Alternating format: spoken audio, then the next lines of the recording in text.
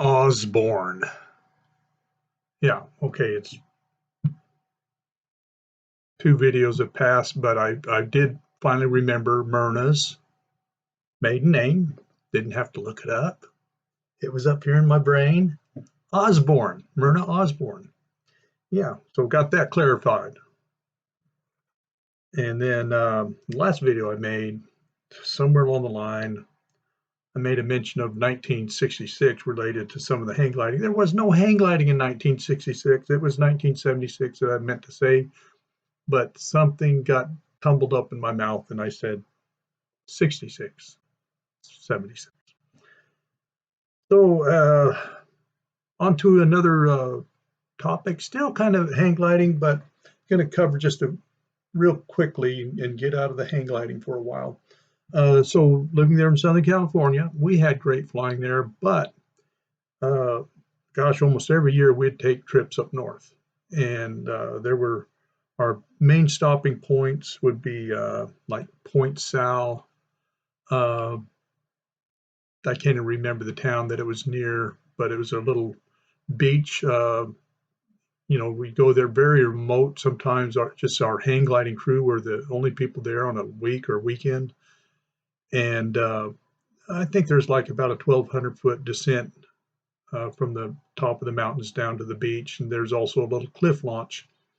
It's maybe only 100, 150 feet tall that you could do if the wind was actually coming out of the northwest rather than the westerly. And rarely got any soaring time there, except if it did come out of the northwest. Then we'd just be able to soar that little ridge there. And gosh, anytime we went up there, we had at least 2 to 4 other families, with us, making a big old party. It was a lot of fun. Bigger trips, we'd head up to Yosemite. Did that at least a couple times. Go up and jump off Glacier Point. That became a thing really early on in the early 70s. With oh gosh, there were people that were like base jumping, and things weren't going well, and they weren't following rules, and and stuff. And we set really early on. We got with the powers that be there in the park to make sure that this could be done and would be something that would continue on. And to this day, they still do allow hang gliding off of Glacier Point, and it's just an amazing, beautiful experience. One of the most beautiful valleys. And then just imagine if you've been there and seen it, imagine flying through that and seeing all those huge rocks up close and personal from the air. Then one of the rules they had, we had to be up there like at 6 or 7 o'clock in the morning and be set up ready to fly and be launched before 8 or 9 or something like that. The main concern was, and I appreciate that they had concerns not only for our safety but also for the safety of the park, and that is when the hang gliders first started flying there, they'd fly in the middle of the day, and not too much of a problem with that except for when they landed, and then people would see the hang gliders and they would come stomping out into the meadows, and they were impacting this very sensitive meadow area, where if they're only having to deal with the hang gliders, maybe half dozen flying in a day, that's not going to cause an impact. And but yeah, really cool flying there. And one of our big trips, it was, we probably hit Point Sal, a Glacier Point, then up to Utah, Flying Point of the Mountain, a very historical place to fly. Not a huge mountain, but there's also, I think we jumped off Francis Peak there. And so, yeah, we're in Utah. We get into kind of the national park area of Utah. And I think nearby we found a little town that they had a hang gliding, a racquetball court. And the gal said, let's, while the guys are doing this, let's go play some racquetball. And we'd been playing racquetball with Larry and Cheryl for years, so they often do that, and uh, we do whatever we do. I think maybe we floated down the Virgin River on the inner tubes and stuff. But the gals come back, and it's like something has gone horribly wrong, and they're not talking to each other. They're both pissed off, and I tried to query Sue about it, and she said I think she admitted that she just after a game, and Susie was used to getting her ass whooped by Cheryl. Cheryl was just stronger, and but Sue won a couple of games and kind of mouthed off or something. She doesn't even remember what she said, and words were exchanged, and they just went their separate ways, and it drove a stake in between our whole relationship between me and Sue and Larry and Cheryl, and months went by, no speaking, no talking, and I didn't feel good about it, but I don't know. It's just hard. We're young, we're stupid, and for something like that to happen, I know that if either I had approached Larry or Larry had approached me, said, "Hey, come on, let's grow up, let bygones be bygones, get back to normal, and do some sailing and hang gliding and all that kind of stuff." And it just didn't happen. So there's that. Um, and I'd mentioned our eventual location to Houston, and this probably certainly played a role in our decision to, yeah, let's just pull up roots and leave everything that was really going really quite well there in California.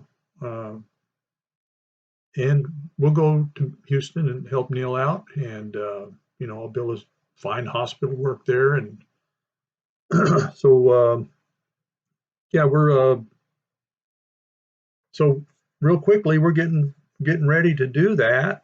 Um, uh, we had a home that we had bought. Of course, probably we're making some payments on it, but we had quite a bit of equity, I guess you call it.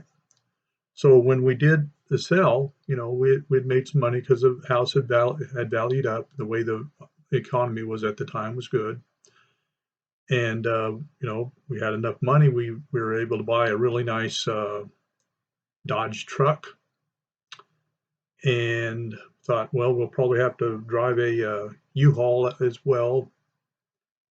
And just before we leave, I mean, a couple of, we know that within a few days we're going to be leaving, but we come back from wherever, come to the house, the door's unlocked, and I go, did we lock the door? Well, so we go in, and everything is gone. Everything, everything is gone. I mean, they left a little bit of furniture, but as far as my nice stereo system, gone. TV, gone. Uh, they left dishes and silverware and some linen, but I mean, they took everything. Well, on the bright side, we wouldn't have to rent a U-Haul truck now. We'll just everything we owned now fit into the back of our pickup truck with a camper on it. So I think we probably drove 2 vehicles out the truck, and whatever other vehicle we had, a little car or something, and off to Houston we go. And see, initially, I think we probably spent a few days just sacking in at Neil and Myrna's place, and then eventually located a house that was affordable, and threw all of our money into that. And then I go, boy, this place is really flat, isn't it? I really had scoped it out, and there is not a mountain or a hill or a slope inside. It is flat. So yeah, I brought my hang glider out and I'm going, not not sure what I'm going to do now. Um, so I'll talk about the little bit of hang gliding a little bit later, but I want to jump right into, man, I got to get employed. Um, I think Susie immediately found employment with doing um, kind of house bedside home, at home. It should be in somebody's home, seeing them spending hours there, uh, taking care of some elderly or something like that. What do they call that? Home health care. I don't know whether she did that through an agency or what. Um, my first job, Herman Hospital. It's a big facility. I guess a big, well known for cardiac, big surgeries and all that kind of stuff. And how I ended up there, I went to one of these agencies that just says, you'll just be a temporary guy. We'll send you to whoever, is needing somebody. And I go, okay, yeah, good. The money was good. And so I'm scheduled to go to Herman Hospital. So I go up to the whatever floor the respiratory therapy department is. It's a big facility. And go in, and there's this nice young man, African American. So I introduced myself. He says, "Great, great. So are you ready to get to going?" I said, "Well, yeah. I'm used to that there'd be some kind of an orientation." He says, "Well, here's the list of patients you'll need to see today and visit. And you've got the IPPV treatment here. It's Q4. This every 8 hours. This here, that." I'm going down the list and pull the page over, and there's more. And I pull and I go, "There's more." And I said, "Well, who's going to give me the full report?" He says, "This is it." Says the other shift's already gone. I said, "You guys don't do like a report exchange, as person to person?" And he says, "No, we don't do that here. We don't want to be paying people for overlapping time." Okay. Uh, said, "So you're it?" I said, "Well," said, "there's no way one person can do all this, best of my calculation." He says, "Nobody can get it all done. Nobody does." Okay. He says, "Look," so I asked him, "Well, how do I know who needs it the most? If we know that I'm going to be not visiting some of these patients, can you prioritize for?" "No, no. Look, I don't care how you do it. You go out there, you can just start at the top of the list and just go down and see how far you can get it, your 8 hour or 10 hour shift or whatever we're doing. Or you can just let's say, do it alphabetically. It doesn't matter. Or maybe pick out the ones that look like, they're more frequency of treatments. Maybe they need it more." And I'm going, I think I'm only going to work one day here. And indeed, that's what it was. I worked one day. And I went out, and so I don't even know how to get about this hospital. It's massive. But I eventually would find, and go, I'm going to do the people that, it's saying that they need a treatment every 2 hours. I'm going to go hit those first. So I'm doing that, and I'm, getting some job done. And then some of the people I go to, and they're just perfectly not in need. And the others I would go to, and I'm go, "Oh, this is all you're getting?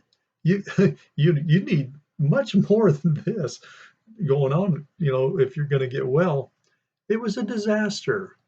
There was one room I went to, the patient's on a ventilator, not in an intensive care unit, just alone in a room. She's comatose, and I couldn't see anybody going in and visit her, and obviously nobody had visited her for the last 10 to 12 or maybe 24 hours because her breathing tube, you inhale from one tube and exhale goes out in the other, was so full of mucus.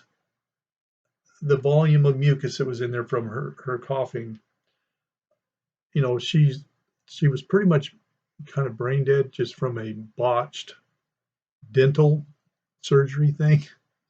It's just so I left and I told the next day, I don't know, I called him and got a hold of him. I told him, look, I can't do that. That's not what I'm used to. He says, I understand most people. And I don't know if he even had a staff. I think he just depended on getting some, you know, rent a therapist in there. So that was it. Big cardiac facility. Um, the I don't know if I used the agency for this next place. Possibly did. Um, Spring Branch Memorial Hospital. Um, yeah, immediately was encouraged because when I got there, the director of the respiratory therapy department introduced himself, introduced me to 4 or 5 of the therapists that were there. It's not a huge hospital; it's a little community kind of hospital, but they did cardiac surgeries there and all kinds of good stuff. So wow, this looked a lot better. And yeah, overall, I really liked all the people that I worked with.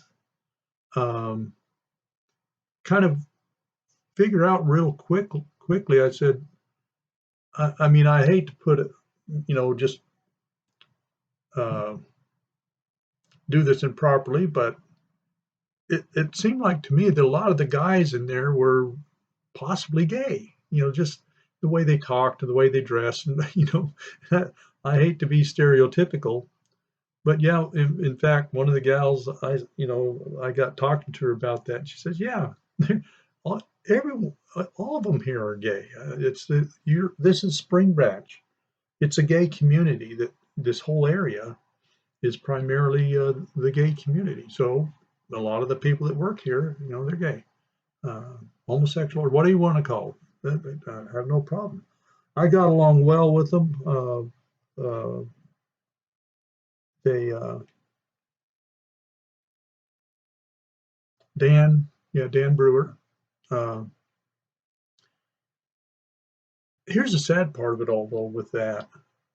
Uh, Unbeknownst at the time that I was working there, this is when the AIDS epidemic was getting rolling, and people didn't even know it. It was out there in the gay community. They didn't even know it. Um, but beyond that, uh, let's get to a couple of the some of the stories of in the hospital. Despite all my initial good feelings about it, and I had no problem with the gays, the there's a couple doctors there that they were just corrupt. Um, so one was the cardiac surgeon. Don't remember his name, but uh, he was Greek. No problem with that. Love all the Greek people. This guy was bad. Uh, I think he was just a poor doctor, a poor surgeon. And so his uh, model was that he would be bringing these people from Greece, flying them over here because uh, most of these people, the doctors had determined over there in Greeceland that they wouldn't do the surgery because there was no chance of making the situation better. So this doctor would, fly them over here. A lot of these people were wealthy. If you weren't wealthy, you weren't going to get anything done. So they would come to the United States, to this hospital, to this doctor.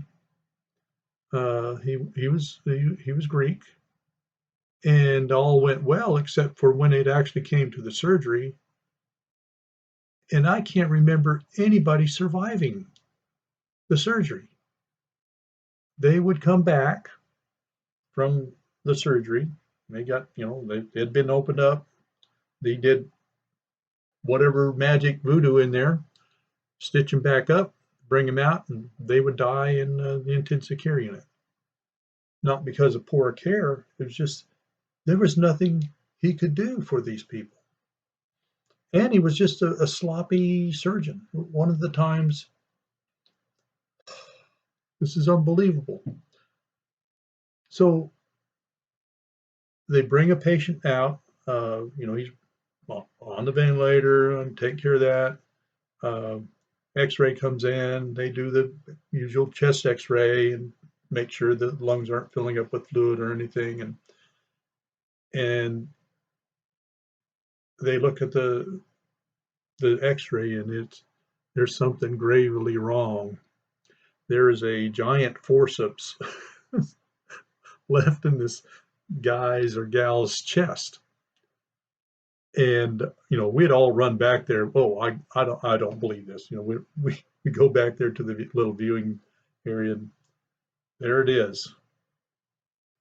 And so the doctor had been called, the so-called surgeon called, and he calls us all back to a little private room and he says, "See this X-ray? None of you have seen it." Kind of, tosses it aside. If anything is made mention about this, you will lose your job. And we all just walked away and looking at each other. And I guess that's just the way things were done. Probably people were getting used to that with this doctor, surgeon. And so there was that. Now, every respiratory therapy department usually will have a medical director over the department that is a doctor. And I do remember his name, Dr. Pazia. I don't know if that's another Grecian name, Pazia. I've never heard it before. And soon I start picking up that there's problems with this guy. And so, as an example, one day nurses they get this order from him for this patient that says, turn Mrs. Such and Such to 10 liters per minute nasal cannula. I guess her oxygen was low in her blood and she was only on 1.5 liters. And I go, well, we never do 10 liters per minute nasal cannula. It's all just going to be blowing out into the air. That's too high of a flow. It's not going to do her any good. And she, it's an old, kind of probably approaching 80-year-old with emphysema. And as time goes on, they generally will require more supplemental oxygen. And so I told them most that I can do is, we'll run 5 or 6 liters per minute, but any more than that, it doesn't make any sense. And then the next order that I get is that the nurses call and they say they want you to put her on a non-rebreathing mask. Now, people that have severe emphysema, there is this problem that they no longer breathe based on the amount of carbon dioxide that's in their blood that triggers, the brain to say, you need to breathe more. You're not breathing enough. We've got a lot of carbon dioxide because, that's what the ravage of the lung, emphysema does, as well as it, decreases oxygen function. But the body is an amazing thing, and I'm hoping I'm getting this right because the respiratory therapy, it's been quite a few years ago, but um, there is this backup, I think from the pons and medulla that if the CO2 drive is no longer there is kind of this backup that kicks in is based on, are you lacking in oxygen? We will have you breathe more, And so that's why you'll see a lot of these people that, and they're breathing with pursed lips, trying to build up some pressure in the lungs. And it's a struggle. It's hard, when you get that way. A lot of it's from cigarette smoking, but sometimes it's just the disease process. And so he had called and wanted her on a non-rebreathing mask, which what that would be is she's going to get 100% oxygen. And what 100% oxygen will do, it'll tell the pons and medulla, hey, of course, the CO2 drive is no longer working. Let's knock out the oxygen drive as well. So you hyperoxygenate, and the brain just says, you don't need to breathe any longer. And they stop breathing and they die. And he's a doctor. He should know this. He probably did know this. I think he's just committing murder. I told the nurses, I will not have anything to do with that. And you should not have anything to do with that. This will kill the patient. And Dr. Peja came up, put the 100% non-rebreathing mask on her, and within minutes, she's dead. Well, it fixed that problem. Everybody just keeps their mouth shut. Life or death goes on. And the other horror was kind of a very similar situation game with Dr. Peja. I'll say his name, Peja, because he was a little bit of an older guy then. Now he is old and dead. That's good that such a vile creature is no longer roaming the earth. So we've got a patient up in one of the intensive care units, and um,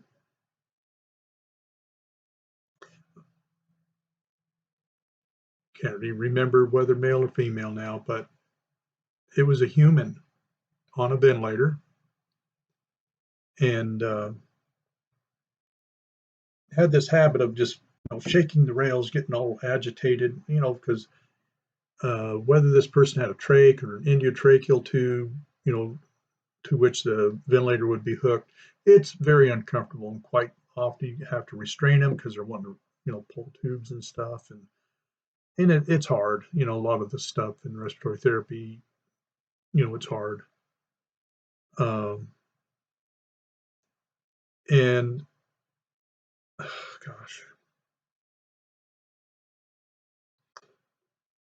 I think, gosh, if I remember this right, I don't think he wanted me to do anything. He didn't request anything, but I think I go up there. The nurses are saying the alarms are going off on the ventilator. Can you come and turn them off? I go, well, what alarms? No, they're just all the alarms. And so I go up there, and the alarms that are going off is because the ventilator was shut off. I said, well, the ventilator shut off. They said, and I'm looking at her. I said, I think she's dead. I said, why is the vent? What? I flipped it. It comes back on, but I'm going, what happened? He says, well, Dr. Peja just came up and shut it off. I guess this was his method of saying her time was up, or him, whichever it was. I can't remember. I remember the horrid story though.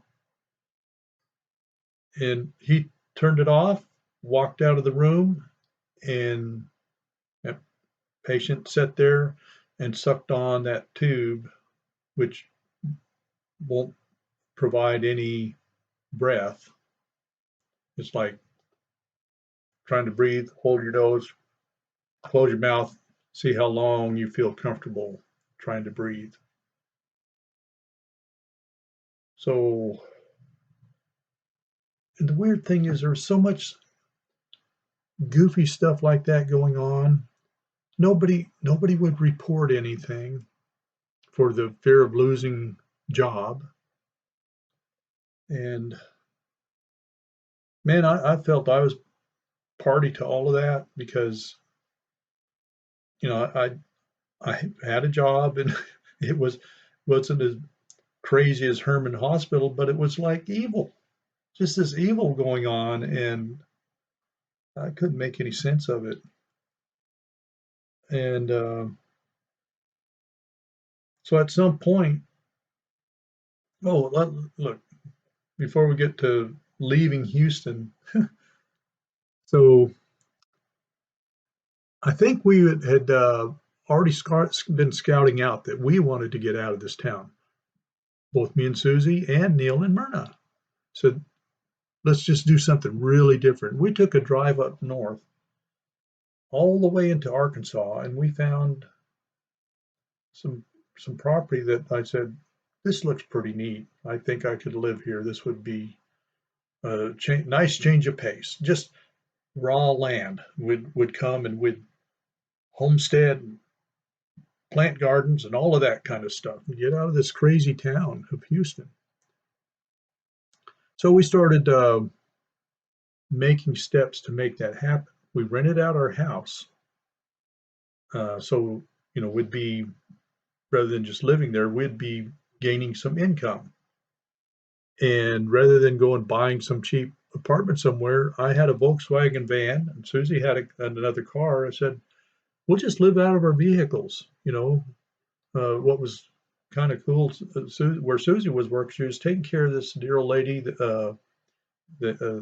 She was fairly the wealthy woman because her family owned the kind of the automatic garage door company that made all those doors that magically go up and down. Yeah, that was their deal. So they were wealthy, and Sue would do the nighttime, just be there in the house and check on her and feed her if she needed fed and whatever is needed to do, working as a kind of a nursing attendant type position. And so she would be there at night, and I would just sleep in my Volkswagen bus. Sometimes I'd just stay there at the hospital, and I would just the bus would be there overnight in the parking lot. But the I guess the admin's somewhere. Someone was saying, I think you got one of your people that is just camping out sleeping in the parking lot. I don't know if that's appropriate. And he's got a dog that he keeps out there too. I found this stray. It was a like kind of like a boxer or something mix, and kind of a pretty little dog. And I would take it out every day to a big field somewhere and let her run around, and it was good company. Uh, I think I think Susie had a couple cats in her car, and we're living out of our vehicles. And so I stopped camping out at the hospital. So I would go and just park on residential area street near wherever Susie was doing her work at night. And so one night I'd kind of just pulled a couple blocks down or something from there and found street side parking is legal. You can do that. So I park, and all of a sudden there's these red lights, coming up behind me, and I hear the cop car door slamming and someone tapping on my window, and there's this gal police officer. And so I kind of come out from the back of the bus and I look out at the window. I said, roll down a little bit. Can I help you, ma'am? What are you doing? I said, well, I was trying to sleep.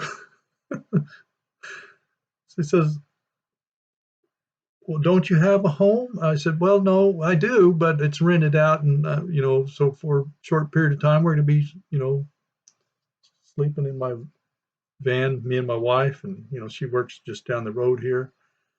taking care of the. And so I go ahead and I'm just slide open my the sliding door of the bus. Yeah, I've got my refrigerator here, and my bed is there, and I'm sitting there with just these like sport shorts on, and other than that, I'm pretty much close to undressed. She goes, "Well, I guess whatever you have to do, but you kind of scared the people that live right where you park. You park right in front of the house. Now there's no law, but they called me because they feel like there's somebody surveilling their house and possibly going to rob them or something." And I go, "I'm sorry, I'll move around. I'll try to find a little bit more remote places to park." And it was kind of neat. I really enjoyed it. We ate better. Uh, I would had my little refrigerator, and I'd keep some fruits and nuts and stuff in there, and I would just kind of a nibble, eat, and then during the day, we're both free and off, so sometimes we'd go to the big multiplex theaters, and we, there's we had to find things to do just to spend our time because we didn't have a house to have to worry about and all that. So we'd go to these multiplex and we'd watch 4 movies in a row. Of course, we only paid for one ticket and then watch come out and we're just zombied from movie overdose. And then one day I would take the doggy out for his walk, and he, oh man, he or she, I think it was a she was fast. She'd go out there and run these big circuits out there, and then one day she just kept on going. She says, "Later, I've had enough of your living in a bus lifestyle." But we were saving money, and we did finally make it to Arkansas, settled down in Mena, Arkansas, and that'll be another story. It does not end. Um, while I was in Houston and figuring out that, wow, there's no hang gliding here, but I did get hooked up with the guys that were uh, getting into ultralight flying, and they were motorizing, hang gliders, and of course there were the ultralights that were being built, such as Quicksilver and all. And I had brought out with me from California because I was actually toying with the idea of, putting a motor on one of my hang gliders. And so what I had designed was this tricycle gear. You'd have a front wheel, a little bit of turning ability on it, two rear wheels behind.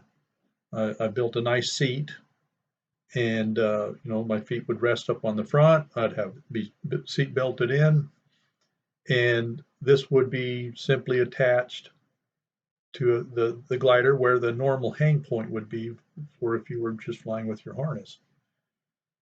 And I had not yet worked out a motor that I was going to use. Probably was going to go like with a little McCulloch off of a chainsaw or something. But I did want to try it out just as a like get a rolling start. And there's this neat little training hill out near Riverside that we would use, and it had a nice slope and a nice long gradual descent, uh, not even like 100-foot hill. And so I went out there with Larry, and of course this would have taken us way back into the 70s again, a little bit of jump back in time. And I rolled off, and all of a sudden I'm flying, and it just felt just like, yeah, this will work. They're perfect. And I had it designed where it would fold up pretty small, and so I was able to haul it back to Houston, and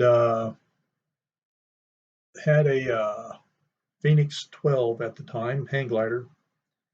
It was kind of a dog. It was just almost the design that put the company uh, under, uh, despite even the one previous to that, which should have put the company under, but uh, that eventually, Bill Bennett, they put out a couple of designs that were questionable, not only as far as just performance. The Phoenix 12 just performed poorly, and the other thing that they had built, I can't remember the name. It kind of had a tendency to do a tuck in flight and then destroy. Not good for pilot or glider. So I had the Phoenix 12. It was a dog, but there's a gentleman out there that he had a pterodactyl. What the pterodactyl was it had a wing like a hang glider, but it also had a canard wing out front, which would work like an elevator, but the elevator was out in front of the glider. Then you had these twin West Bend 8 horsepower per engine working together to spin a prop. And so, these guys would go out and they'd have their Quicksilvers. He would have the pterodactyl, and other means of just motorizing and getting airborne. And here I had my trike, but no motor. Well, this guy that had that pterodactyl, the prop is out the back. There's this long shaft, and basically far enough away you couldn't get your feet in it unless you had a kind of a poor landing. You didn't land on your feet, and then the glider was rolling on the ground, because these are ultralights that are going to have wheels, and it caused your body to be pulled back far enough that you could get in the prop. Well, he only lost 5 toes off of 1 foot. Wait, that was all of his toes. Yeah, he lost 5 toes off of his foot.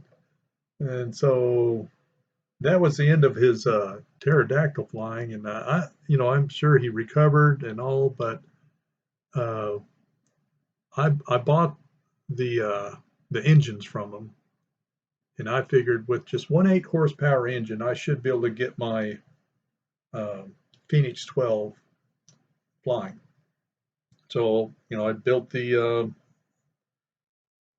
framework that would be needed on the back of this tricycle gear. The engine would be right back behind me, the prop back there, and I made all the concerns about no way my arm can get into anything. I'm all secured, and went out with the very guy that I bought the engines from, and he wanted to see this. He wanted to see if this is going to work.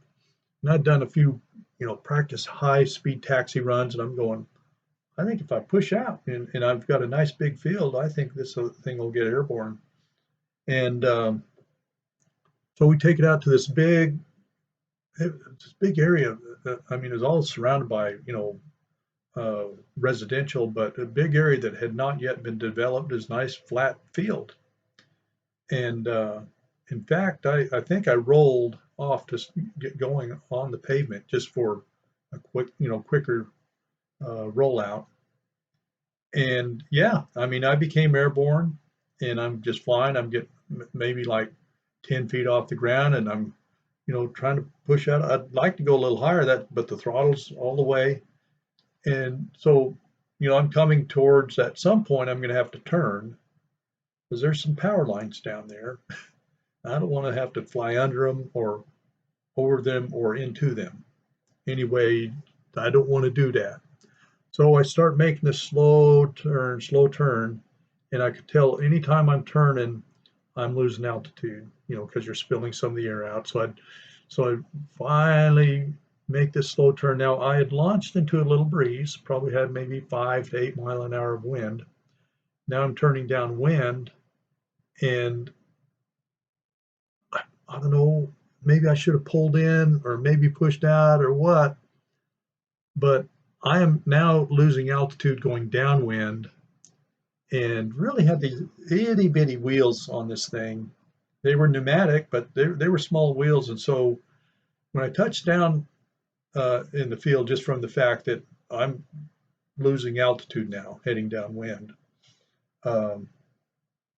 the combined speed of the glider doing like 30 and the wind speed, I was planning on, okay, I'm going to land, but this area of the field was a little bit rough, and it just, when I touched down, the glider caught, the nose wheel caught something and the glider and the cart that I'm in, everything just went upside down. I'm hanging up there, and I unclipped. Of course, the motor had stopped, and I've got a broken glider, and I just, kind of trashed all of that. I wasn't going to try to fix any of that, and ended up buying one of the Quicksilvers from the guys there in Houston before we left Houston, and took that to Mena, Arkansas. And I think I talked about, the Quicksilver there in Mena, Arkansas in a previous video. And that's how that happened. Uh, and I guess then that means we're going to be moving and talking about our experience and getting going in Mena, Arkansas. All right, another video way too long, but hopefully you guys hang in there with me as I try to sort through all of this. Have a good day. Be safe.